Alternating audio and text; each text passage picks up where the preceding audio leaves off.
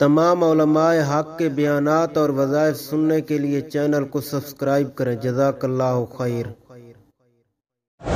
جیسا کہ ہم نے الحمدللہ دروس سابقہ میں اس آیت کی تفسیر میں احادیث مبارک کی تلاوت کی ہے کہ اللہ کا حکم ہے جو ایک نیکی کرتا ہے ہم اس کو 10 گنا اجر دیتے ہیں۔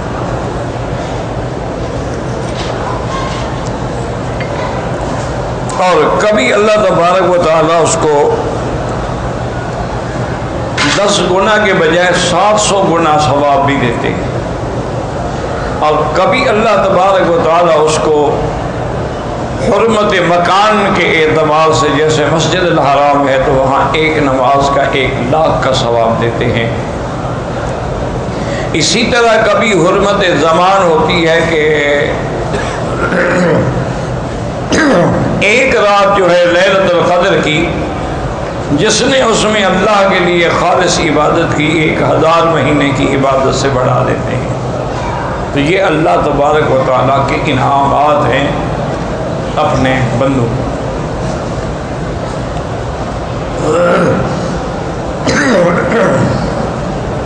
اور اسی طرح اللہ تبارک و تعالیٰ جو بندہ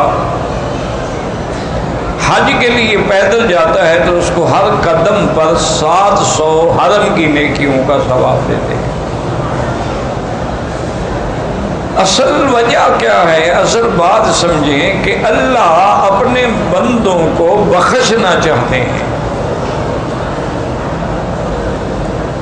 اگر بندے خود برباد ہونا چاہیں تو پھر اس کا کسی کے پاس کیا علاج ہے؟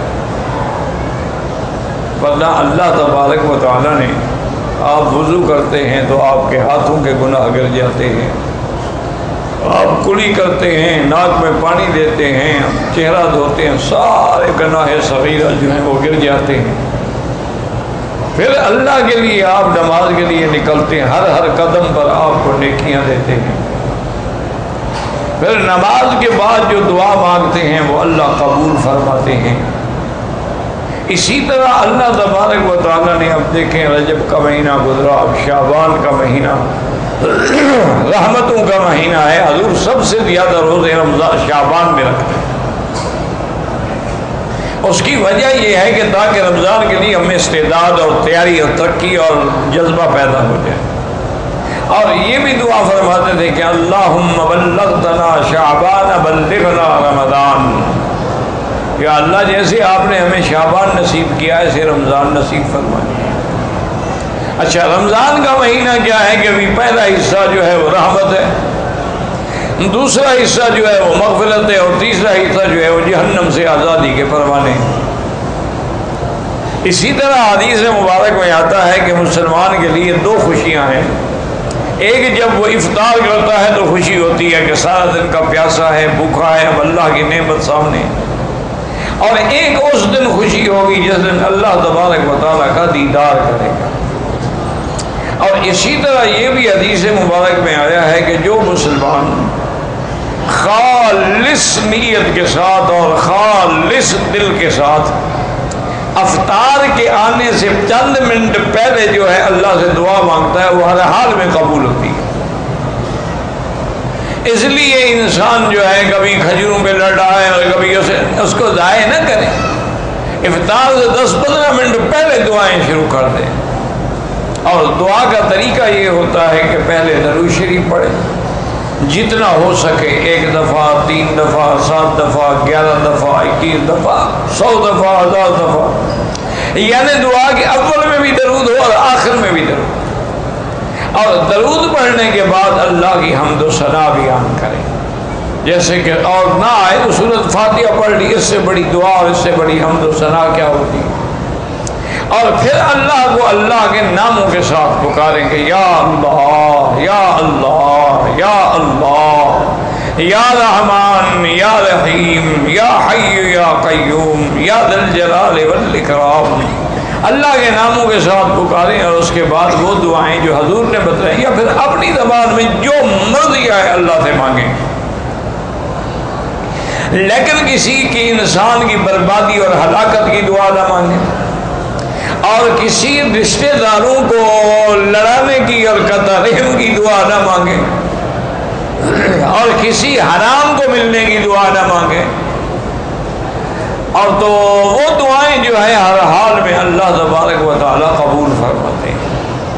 اس لیے حدیث مبارک میں آتا ہے میرے محبوب نے، محبوب دو عالم صلی اللہ علیہ وسلم نے فرمایا کہ دعا کبھی خالی نہیں جاتی۔ یا تو جو آدمی مانگ رہا ہے کہ یا اللہ مجھے حج نصیب فرما دے، حج نصیب ہو گیا، یا دعا مانگ رہا ہے لیکن وہ تو چیز نہیں ملی، لیکن مصیبت آ رہی تھی، اللہ نے اس کو دفع کر دیا۔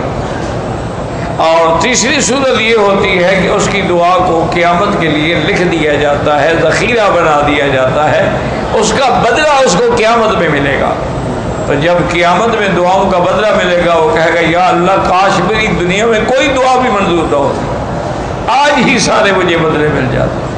تو یاد رکھیں کہ دعا جو ہے وہ کبھی خالی نہیں جاتی، صرف شرط یہ ہے کہ مانگنے والا ہو، شرط یہ ہے کہ اخلاص ہو، شرط یہ ہے کہ تڑپ ہو، شرط یہ ہے کہ درد دل سے دعا مانگے۔ جو دعا دل سے نکلتی ہے نا، یاد رکھیں وہ اثر رکھتی ہے۔ اور اسی طرح حضور نے منع فرمایا ہے کہ ان قلب لاہن، کہ اگر زبان پر تو دعا مانگ رہے یا اللہ آج نصیب فرما، عمرہ نصیب فرما، رمضان نصیب فرما، مدینہ پاک، لیکن دل غافل ہے، دل کسی اور طرف لگا ہوا ہے۔